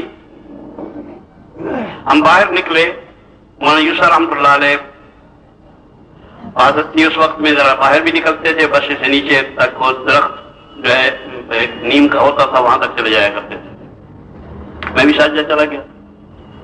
بس اس بعد راستے میں چلتے چلتے جہاں وہاں تھوڑی دیر کھڑے ہو کے مختصر سی بات بھی کرتے تھے، دعا بھی فرما دے، روانہ کرتے جماعت۔ تو اس وقت میں کسی پوچھنے والے نے پوچھا کہ حضرت جماعت کے ساتھ کیسے رہنا چاہیے؟ حضرت نے فرمایا کہ ایسے رہنا چاہیے جیسے اصحاب کہف کا تبلیغی بیانات آفیشیل آن YouTube۔ تواضع پیدا ہوتی۔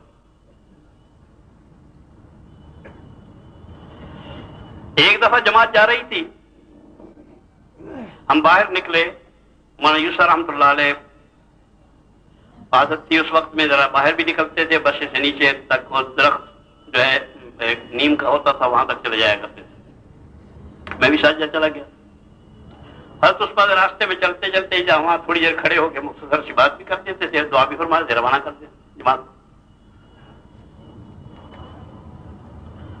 تو اس وقت میں کسی پوچھنے والے نے پوچھا کہ حضرت جماعت کے ساتھ کیسے رہنا چاہیے؟ حضرت نے فرمایا کہ ایسے رہنا چاہیے جیسے اصحاب کہف کا کتا جماعت اپنے اصحاب کہف کے ساتھ رہ رہا، کہ یہ اصحاب کہف ہیں، میں ان کا کتا ہوں، ان کے ساتھ رہ رہا ہوں، ان کے ساتھ انشاءاللہ میرا کام بھی چل جائے گا۔ بے حیثیت بن کے رہنا، من تواضع للہ رفعہ اللہ، اللہ کا وعدہ ہے، جو اپنے آپ کو بڑا سمجھتا ہے اللہ اسے کبھی بڑائیاں عطا نہیں فرماتے ہیں، بلکہ جس کے اندر کبر ہوتا ہے اللہ کہتے ہیں کہ اس نے میری چادر کو ہاتھ ڈالا ہے، میری کبریائی کو ہاتھ ڈالا ہے۔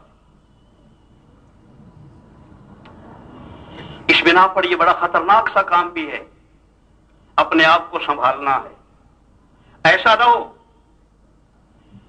کہ نیکی برباد گناہ باقی،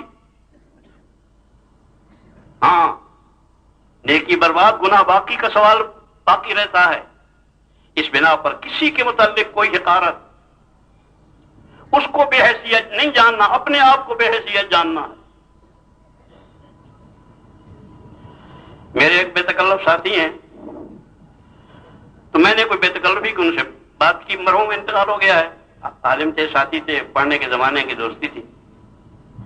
میں نے ان سے بے تکلفی بات کی تو کہنے لگے کہ دیکھو تم نے اکرام مسلم نہیں کیا ہے۔ تو میں نے کہا کہ اکرام مسلم کا کیا مطلب ہے؟ میں نے کہا میرے اکرام نہیں کیا، انہوں نے یہ بات کی۔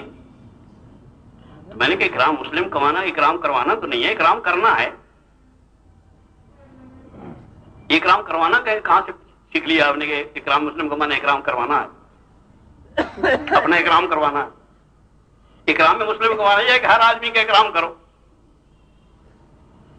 اور کوئی چیز تمہارے پاس نہیں ہے، صرف انسانیت کا احترام کی ضرورت ہے اس کے اکرام مسلم کے ساتھ۔ اکرام انسانیت بھی ہے، اکرام مسلم بڑی چیز ہے، احترام انسانیت بڑی چیز ہے۔ انسانیت کا بھی ایک احترام ہے، یہ انسان ہے، اس کا احترام کرو۔ مسلمان ہے، اس بنا پر اس کا احترام، کلمہ پڑھتا ہے، عظیم دولت ہے اس کے اندر، اس بنا پر اس کا احترام کرو۔ گندگی میں لکڑی مت مارو کہ اس میں یہ گندگی ہے، اس میں یہ گندگی ہے، اس میں یہ گندگی ہے۔ گندگی میں لکڑی مت مارو، انسانیت کی بنیاد پر احترام کرو کہ یہ انسان ہے۔ تم نے نہیں دیکھا اوپر ہمارے ذمہ اپنے عقل سے کام کرنے نہیں ہے، عقل سے چلنا نہیں ہے، عقل سے چلنا اسلام نہیں ہے۔ حضرت علی رضی اللہ تعالیٰ عنہ کا ارشاد ہے کہ اگر عقل سے اسلام ہوتا تو موضوع کا مسئلہ جو ہے وہ نیچے کی طرف سے ہوتا، اوپر سے نہ ہوتا مسئلہ۔ اسلام عقل سے نہیں ہے، نقل سے ہے، جیسے حضور نے کیا ہے۔ اکرمہ بن ابی جہل،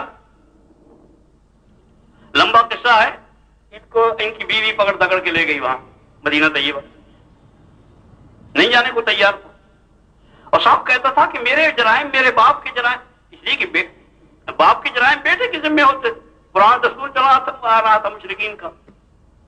جیسے اب بھی نادانوں کے درمیان میں عام معروف ہے کہ اگر باپ نے قتل کیا ہے تو اس کا بدلہ بیٹے سے حاصل، بیٹے سے لینا ہے، اس کو قتل کرنا ہے، اتنے قتل کیے ہوئے ہیں تو ان کے خاندان کے اتنے آدمی قتل کرنے ہیں۔ یہی صورت اس زمانے میں معروف تھی کہ باپ کے جرائم بھی بیٹے کے حساب میں ہے۔ تب اکرمہ کہنے لگے کہ مجھے کیوں مرواتی ہے، میں تو جاؤں گا تو مجھے ذاتی قتل کر دیا جائے گا، ہمارے جرائم اتنے میرے ابا کے اور میرے خود اپنے ذاتی مسلمانوں کے خلاف۔ مگر وہ منت سماج کر آگے دھکیل کے لے گئی۔ جب وہاں پہنچے مدینہ طیبہ، حضور کو خبر دی گئی کہ اکرمہ آیا اور دروازے پر موجود ہے۔ حضور صلی اللہ یہ عائشہ صدیقہ رضی اللہ تعالیٰ کا جو دروازہ ہے روضہ طر کا، ریاض الجنہ میں دیکھا ہوگا جانے والوں نے، اسی دروازے سے حضور صلی اللہ علیہ وسلم باہر نکل کے اور یہیں بیٹھا کرتے تھے، اور باہر سے وہاں پر لکھا ہوا استوانہ وفود، باہر سے جو وفد آتے تھے وہ یہیں آ کے بیٹھا کرتے تھے، یہیں ان سے ملتے تھے حضور۔ اسی استوانہ وفود کے بعد حضور صلی اللہ علیہ وسلم باہر تشریف لائے، آ کے دیکھا تو اکرمہ کھڑا ہوا ہے۔ حضور صلی اللہ علیہ وسلم نے اپنی چادر اپنے اوپر سے اتاری اور اکرمہ بن ابی جہل کے لیے بچھائی۔ یہ احترام آدمیت ہے، انسان کا احترام ہے، محمد الرسول اللہ کا کیا ہوا ہے۔ جب تک یہ شرافتیں ہمارے اندر سے نہیں ابھریں گی اتنے تک اسلام نہیں پھیلے گا دنیا میں۔ خیر خواہی اس کا نام ہے، الدین والنصیحہ۔ ہر آدمی کے لیے خیر خواہ ہے، اکرمہ کے لیے خیر خواہ، ابو جہل کے لیے بھی خیر خواہ، اور صرف اکرمہ ابو جہل کے لیے خیر خواہ نہیں ہے، رئیس المنافقین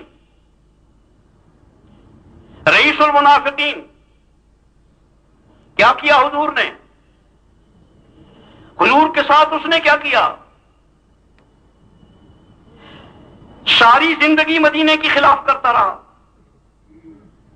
جو خلاف ہو سکا، جتنی اندر سازشیں کر سکا سازشیں کی، اور یہاں تک کہ ایک سفر میں حضور پر ایک پہاڑ کا ٹکڑا لڑکانے کی کوشش کی، چٹان ایک، کہ تاکہ ختم ہو جائیں، قتل کی سازش کی۔ پھر لوگوں سے کہا کہ جب ہم اب جائیں گے تو اشراف جو ہیں وہ رذیل لوگوں کو نکال دیں گے مدینے سے۔ یہ سارا کچھ کرنے والا ہے۔ اس کے انتقال کی خبر ملتی ہے حضور کو، حضور صلی اللہ علیہ وسلم کو انتقال کی خبر ملتی ہے۔ خبر ملتے ہی فوراً چوغا اتارا اپنا اور اتار کر بھیجا کہ جاؤ اسے پہنا دو، شاید اللہ عذاب سے بچا۔ احترام آدمیت سیکھنی ہے تو محمد الرسول اللہ سے سیکھو، وہ ہر چیز سکھا کے گئے ہیں ہمیں۔ احترام آدمیت ہے سب سے پہلی چیز، احترام آدمی، اسے احترام آدمیت نہیں، اسے احترام اسلام آتا ہی نہیں ہے۔ آدمی کا احترام کرنا ہے۔ لقد خلقنا الانسان فی احسن تقویم، اللہ جل جلالہ نے حسین ترین پیدا کیا ہے، اور وہ حدیث تو پڑھتے ہوئے ڈر لگتا ہے کہ وہ پڑھی جائے تو پتہ نہیں کون اس کا مطلب کیا سمجھے۔ اس بنا پر انسانوں کا احترام سیکھو جیسے انبیاء علیہ السلام نے کیا ہے۔ اور نبی جب آتا ہے آدمیوں کے پاس تو واقعی کبھی کبھی اپنی تقریروں کو جب سوچتے ہیں تو شرم آتی ہے کہ ہم کیا دھاندلی کرتے رہتے، تو منت سماجت کا کام ہے. وَلْتَكُن مِّنكُمْ أُمَّةٌ يَدْعُونَ إِلَى الْخَيْرِ، دعوت إلى الخیر ہے. منت سماجت کا نام دین ہے. اس کی منت کرو، اس کی منت کرو، اس کی منت کرو، اس کی منت کرو. اور منت بھی ایسے انداز کے اور ایسے حالات میں منتیں کرو جس وقت میں وہ پتھروں کی بارش کر رہے ہو، وہ گالیاں دے رہے ہوں، وہ گالیاں دے رہے ہوں، نبی کو گالیاں، خاتم الانبیاء کو گالیاں دے رہے ہیں، خاتم الانبیاء کو پتھر مار رہے ہیں، پنڈلیاں لہو لہان ہو رہی ہیں طائف میں، نماز پڑھتے ہوئے اوجھ ڈال کے گئے ہیں. نبی نے ان کے ساتھ کیا کیا ہے؟ اس اوجھ ڈالنے والے کے ساتھ. اس کے گھر میں اگر لکھنے والا اس دور کا کوئی موجود ہوتا، کسی اوجھ ڈالنے والے کے آ کے نماز کی حالت میں اوجھ ڈال گیا ہے. اور ہمارا آپ کا سارے مفتیوں کا غالباً متفقہ فیصلہ ہوگا کہ یہ کافر نہیں تھا تو بھی کافر ہو، کافر تھا تو پتہ نہیں کیا ہو گیا ہے.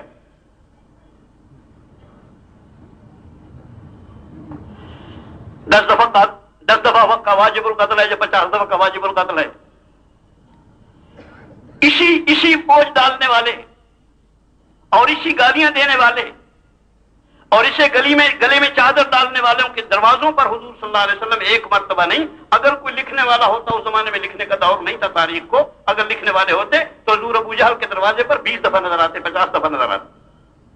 انہی کے دروازوں پر پھر جا کے کھڑے ہوتے. ان کی دعوتیں ہو رہی ہیں. حضرت علی رضی اللہ تعالیٰ عنہ کو بلایا کہ علی کیا کریں یار، لوگ سنتے نہیں ہیں بات، تمہیں تو معلوم ہے، تم ہر وقت میرے ساتھی، اب میری بات تو نہیں سنتے لوگ. ایک سبیل سوچی ہے مجھے کہ وہ ایسا کرو، خرچہ تو کروں گا میں، گوشت بھی میرا، آٹا بھی میرا، کھانا پکے تیرے ابا کے یہاں، ابا جان سے کہو. ابو طالب مکے کے سرداروں میں سے ہیں. ابو طالب خود ان کو بلا لیں کھانے کی دعوت، وہ کھانے کی دعوت پر بلا لیں، سب آ جائیں. ان کے سردار ہیں، وہ بھی سردار ہیں، وہ بھی سردار ہیں. ایک آدمی کھانے والا مجھے بھی بلا لیں، جیسے اپنی دعوت، جن کو دعوت میں لوگ اپنے ساتھیوں کو بلا لیا کرتے، کوئی ایک آدھ ساتھی بلا لیا جاتا ہے، مجھے بھی بلا لیں. اور وہاں پر کوشش کر لیں گے کہ شاید بات کرنے کا موقع مل جائے. دعوت ہو گئی، حضور تشریف لے آئے. حضور کی تشریف آوری دیکھ کر ابو جہل بھانپ گیا کہ اب یہ اپنی آتے ہی بیٹھ کے بات شروع کریں گے. حضور بیٹھ گئے، حضور کے بیٹھنے سے پہلے اس نے اپنی بات شروع کر دی. ابو جہل نے اپنی بات شروع کر دی اور بات اتنی لمبی کی کہ کھانا ختم ہو گیا اور اس کی بات ختم ہوئی. درمیان میں حضور نے اس کی بات نہیں کاٹی آداب مجلس کے خلاف. یہ بھی احترام آدمیت ہے، یہ بھی احترام آدمیت ہے. یہ وہ قرآن نہیں پڑھ رہا تھا، پتہ نہیں کیا باتیں کی ہوں گی اس وقت، لیکن اس کی بات نہیں کاٹی ہے. مجلس ختم ہو گئی. جب مجلس ختم ہو گئی سارے اٹھ کے چلے گئے تو حضور نے فرمایا کہ ایک دن اور دعوت کر کے دیکھ لو، تھوڑا خرچہ ہی ہوگا، شاید بات کرنے کا موقع ملے. اسے کہتے ہیں خیر خواہی. الدین والنصیحہ، دین خیر خواہی کا نام ہے. جس کو خیر خواہی ہوتی ہے اسے چین نہیں آتا ہے. بچہ گالیاں دیتا رہے، لاتے مارتا ہے، تھپڑ مارتا ہے، ماں سب کچھ سہتی ہے پھر بھی دوا پلاتی.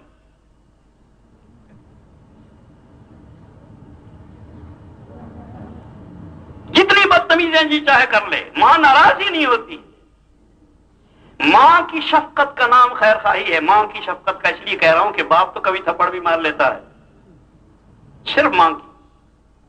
ساری رات اماں کرتے رہے، جی جی کرتی رہے، ساری رات جاگتا ہے. جب تک ماں کی شفقت نہیں ہوتی نبی کا کام نہیں ہوتا ہے. محمد الرسول اللہ صلی اللہ علیہ وسلم والا دعوت کا کام نہیں ہو سکتا، وہ ماں کی شفقت کے ساتھ. اور یہ طائف کا میدان آپ دیکھتے ہیں کہ حضور صلی اللہ علیہ وسلم کیسے پھر رہے ہیں ان کے پیچھے. طائف والوں کے پاس خود ان کے دروازے پر ان کے گھر پہنچ گئے. جب وہ نہیں آتے تھے اور نہیں سنتے تھے تو ان کے گھر دروازوں پر پہنچ گئے. اور جب ان کے دروازوں پر پہنچ گئے تو یہ حضور صلی اللہ علیہ وسلم جو گئے ہیں یہ لینے کے لیے گئے تھے یا دینے کے لیے گئے تھے؟ یہ ان کو دارین کی دولتیں دینے کے لیے گئے تھے. سب کچھ دینے کے لیے گئے تھے. جو خالق کائنات کا ہے وہ سب کچھ ان کو دینے کے لیے گئے تھے. لیکن یہ دینے والا، اس دینے والے کا حال تم نے دیکھا کبھی غور کیا ہے کہ دینے والے کا حال کیا ہے؟ اس دینے والے کا ذرا دماغ بہت عالی ہوتا ہے، اس کا ہاتھ بھی اونچا ہوتا ہے، ہاتھ بھی اوپر والا ہوتا ہے دینے والے کا. اس کو اپنا علوم معلوم ہوتا ہے، بڑائی اور بزرگی معلوم ہوتی ہے کہ میں بڑا ہوں. لیکن اس نبی کو کچھ پتہ نہیں ہے، اس بات کا کچھ پتہ نہیں ہے. جیسے دینے والا ہے اور سب کچھ دینے کے لیے ہے اور کچھ نہیں لینا ہے ان سے کچھ نہیں لینا. اعلان کر چکا ہے لا اسألکم اجرا ان اجریہ الا علی اللہ. کچھ نہیں لینا ان سے. سلام دعا بھی نہیں چاہیے تمہارا سلام بھی نہیں چاہیے. میں سلام کروانے کے لیے نہیں آیا، تمہارے مسافروں کے لیے نہیں آیا.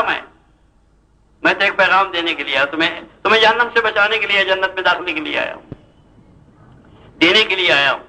لیکن دینے والا، میں کہنا اتنی بات کہنا چاہتا، لمبی ہو گئی، کہ دینے والا اس طرح لوگوں کے پیچھے پھر رہا ہے جیسے مانگنے والے پھرتے.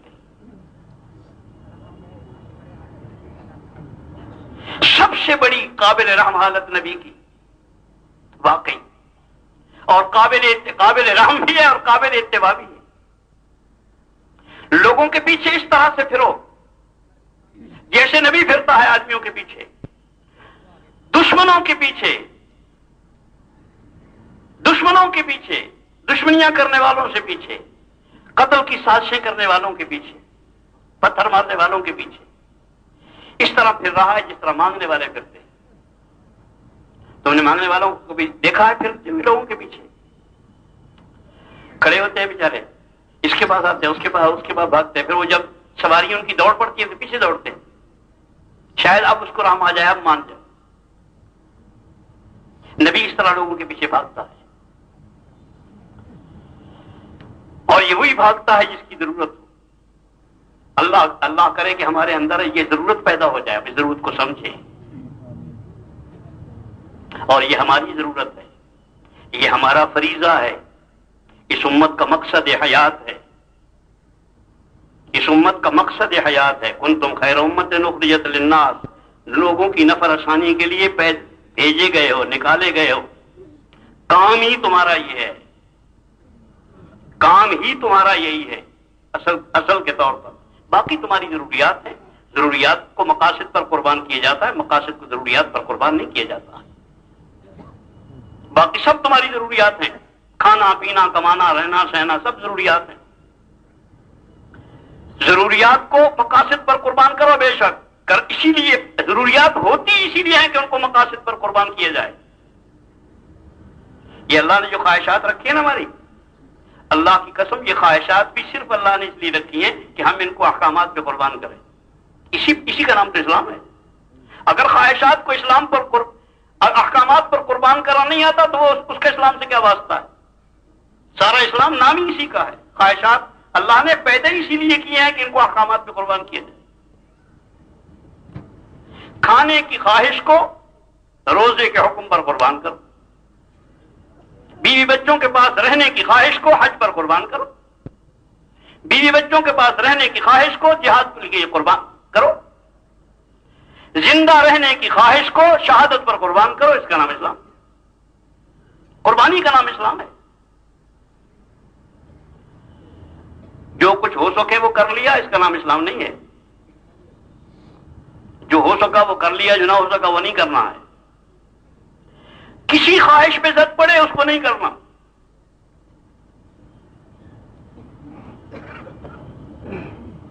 تو یہ تو پھر ہو چکا اسلام. اگر کسی خواہش پر زد نہ پڑے. اور قصہ مشہور ہے کہ ایک آدمی گیا، وہ کودنے والے کے پاس جو کودتے ہیں، جب درندگی کا دور آتا ہے تو درندوں کی تصویریں بنائی جاتی ہیں، وہ گھر میں بھی کی جاتی ہیں، ہاتھوں پر بھی بنائی جاتی ہیں، پیروں پر بھی بنائی جاتی ہیں.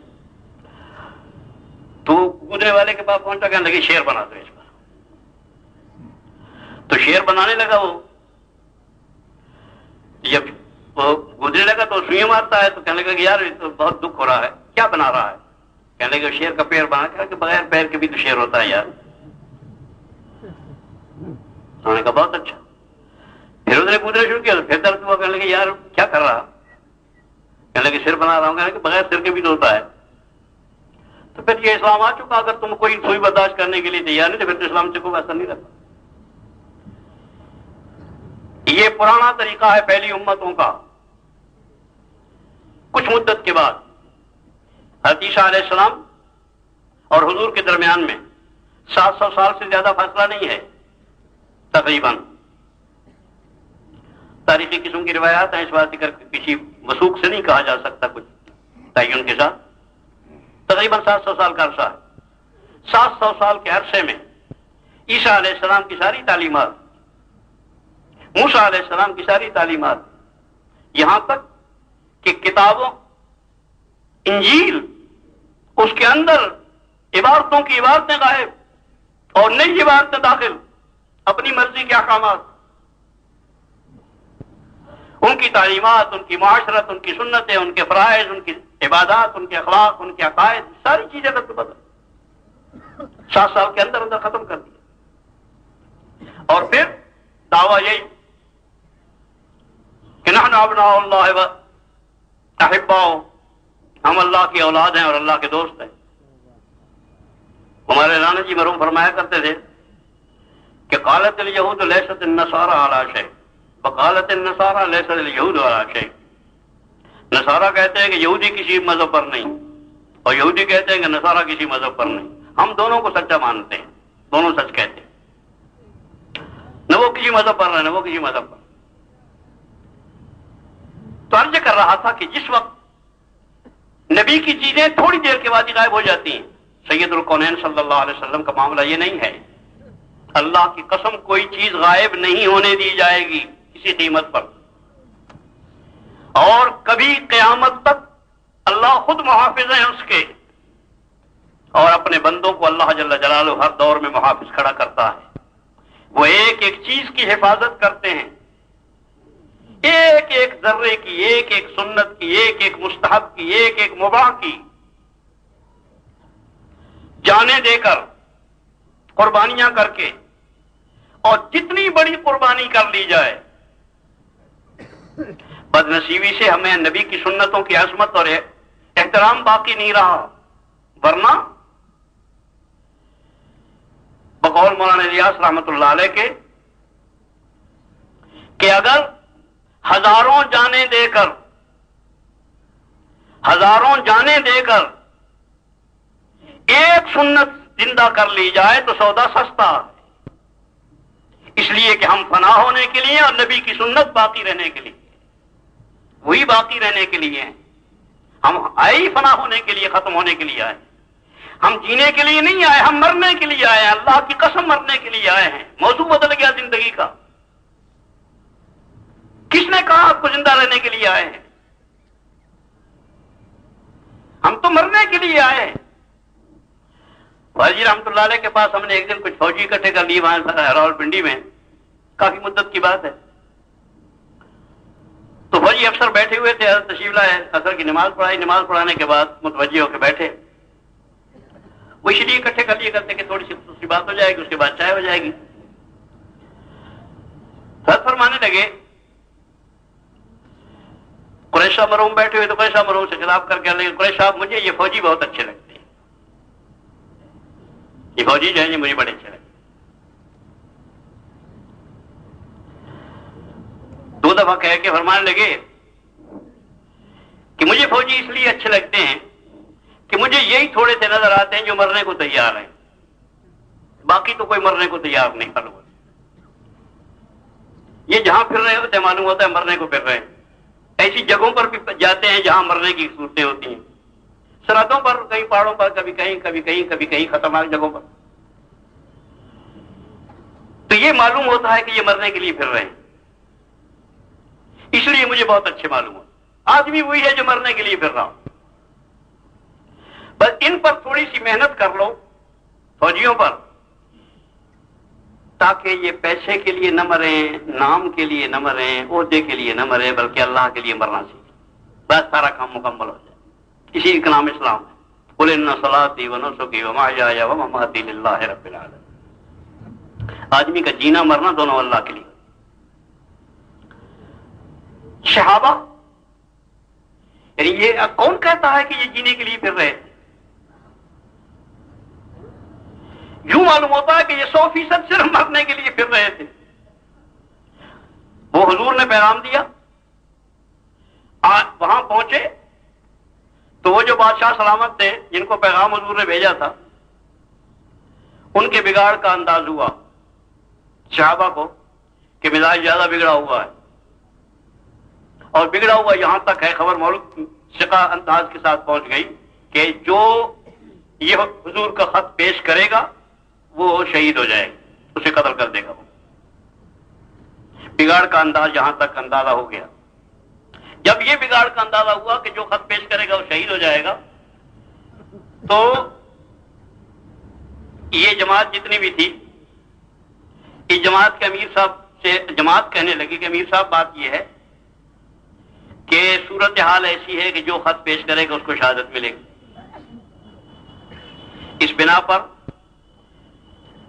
میری یہ خواہش ہے کہ یہ خط مجھے دے تو میں پیش کروں. دوسرا کہنے لگا یہ تو میں پیش کروں گا، تیسرا کہنے لگا میں پیش کروں گا. یہ کہ یہ جینے کو پھر اسے مرنے کو پھر رہے تھے اور موقع آیا ہے، بہت اچھا موقع ہے. اس پر امیر صاحب نے کہا بھی سارے جب کہتے ہیں کہ میں پیش کروں گا تو فیصلہ کیسے ہو؟ تو فیصلہ یہ ہو کہ قرآن اندازی کر لو، جس کے قرے میں نکل آئے گا اسی کا مقدر. قرآن اندازی کی گئی اور قرآن جس کے نام کا نکل آیا اس قرے کو والے کو دے دیا گیا خط. اس نے خط پیش کر دیا. خط پیش کیا، خط پیش کرتے ہی اسے غصہ آیا کہ یہ فلاں چھوٹے سے علاقے کا آدمی مجھے خط لکھتا ہے، اتنے بڑے آدمی کو، اس کی شان کے خلاف. وہی وہ شیطان والا کبر پرانا جو آدمی کی بربادیوں کا سامان ہوتا ہے. کلا ان الانسان لیطغی. اس نے غصے میں آ کے بھالا مارا، یہاں پر سیدھا صحابی کے دل میں لگا اور چت گرا. چت گرتے ہوئے اس کی زبان سے نکلا فزت برب الکعبہ، رب کعبہ کی قسم میں کامیاب ہوں، رب کعبہ کی قسم میں کامیاب ہو گیا. جو مرنے کو پھر رہا تھا مرنا مل گیا. رب کعبہ کی قسم میں کامیاب ہو گیا. یہ سنتے ہی فزت برب الکعبہ سن کے یہ ساری بادشاہ کی کابینہ جتنی بیٹھی ہوئی تھی وہ کہنے لگے اللہ کے بندو، ان سے پوچھنے لگا صحابہ سے جو زندہ تھے کہ یہ تو مر گیا، کامیاب کیسے ہو گیا؟ اس کو سارا کچھ گیا، بیوی بچے گھر بار املاک زمین سب گئی، یہ کیسے کامیاب ہو گیا؟ انہوں نے کہا ہمارے یہاں کامیابی اسی کو کہتے ہیں،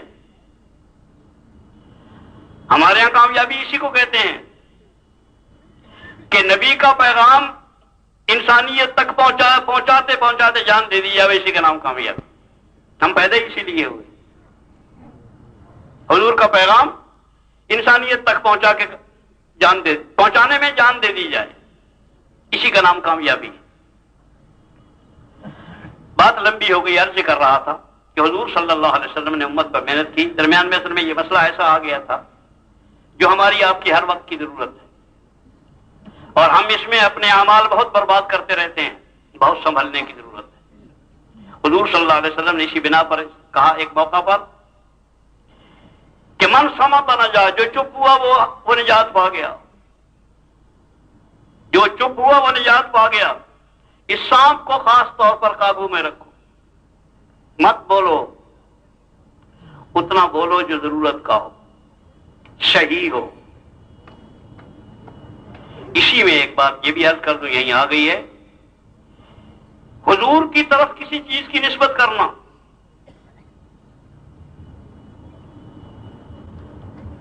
جان بوجھ کر حضور کی طرف کسی چیز کی نسبت کرنا، ایسی جو حضور نے نہیں کی یا نہیں کہی۔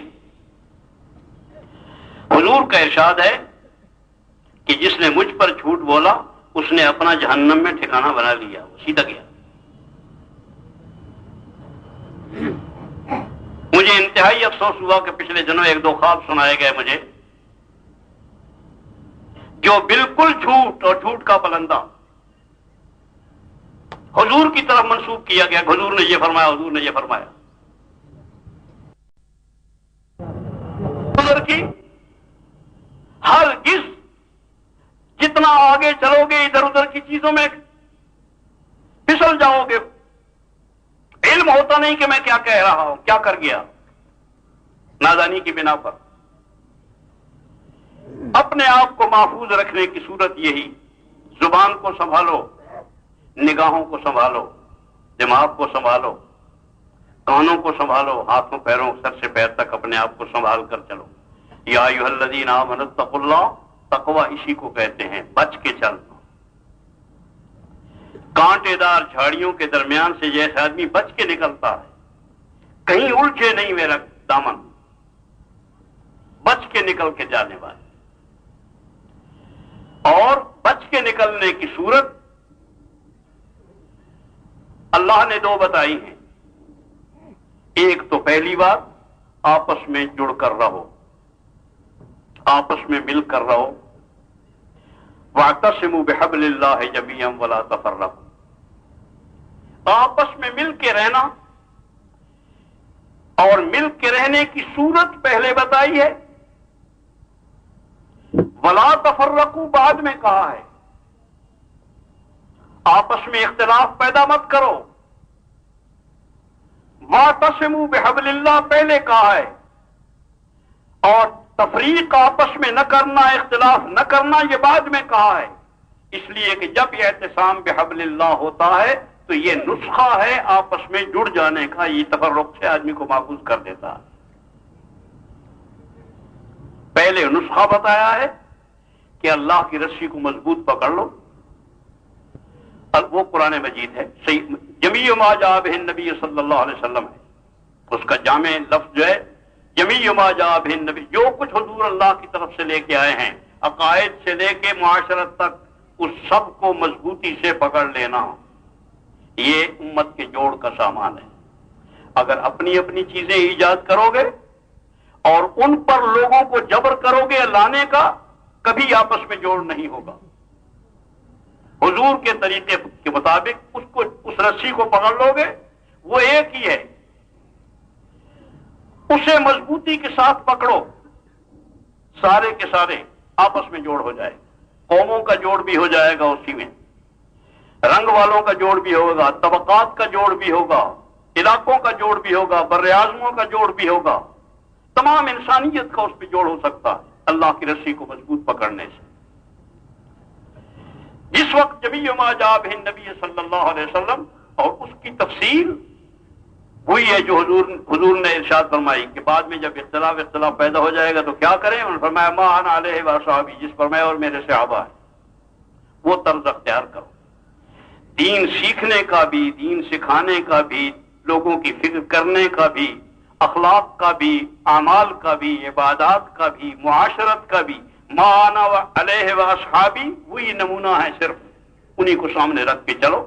قربانیوں کے اعتبار سے بھی، عبادات کے اعتبار سے بھی، اخلاق کے اعتبار سے بھی، آپس کے جوڑ کے اعتبار سے بھی انہی کو سامنے رکھ کے چلو گے، انشاءاللہ آپس میں جوڑ ہوگا۔ اور ساتھ ساتھ یہ ہے کہ یہ رسی ایسی مضبوط ہے، اللہ کی رسی ایسی مضبوط ہے، جمیع ما جاء بہ النبی صلی اللہ علیہ وسلم یا قرآن و حدیث جو بھی عنوان آپ قائم کریں، یہ اتنی مضبوط ہے کہ بقول استاد مولانا شبیر احمد عثمانی رحمۃ اللہ علیہ کے کہ یہ رسی ٹوٹ تو سکتی ہے، کسی وقت ٹوٹ نہیں سکتی، کسی وقت ٹوٹ جانے کا خطرہ تو ہے لیکن ٹوٹنے کا خطرہ نہیں اس رسی کا۔ اس واسطے چھوٹنے کا انتظام کیا ہے، اسی آیت کے بعد اگلی آیت ہے کہ وَلْتَكُن مِّنكُمْ أُمَّةٌ يَدْعُونَ إِلَى الْخَيْرِ، تم میں سے ایک امت کی امت ہونی چاہیے جس کا کام یہ ہو کہ دعوت الی الخیر کرتی رہے، دائماً دعوت الی الخیر کا کام کرتی رہے، ہر وقت اس کا کام یہی، صبح سے دوپہر تک یہی کام کرے، دوپہر سے شام تک یہی کام کرے، شام سے صبح تک یہی کام کرے، کام کام کام کام، جتنا کام کر سکے، جتنا کہ انسانی بس کا ہوتا ہے کام کرے، اس کا کام دعوت دینا ہے، اس لیے کہ یہی رسی چھوٹنے کا جو خطرہ ہے وہ ٹل جائے گا، کمزور ہاتھ کمزور پڑنے لگتے ہیں، ذرا سنبھال لیے جائے تو پھر سنبھل جاتے ہیں، اس لیے خود اپنے آپ کو سنبھالنا تقویٰ ہے، بچ کے نکلنا تمام غلط سے اور تمام صحیح کو کرتے ہوئے نکلنا، صحیح راستے پر ہر قیمت پہ چلتے رہنا، جتنی رکاوٹیں ہوں صحیح راستے پر ہی چلتے رہنا اور کسی غلط چیز میں نہ الجھنا، اپنے آپ کو سنبھالو۔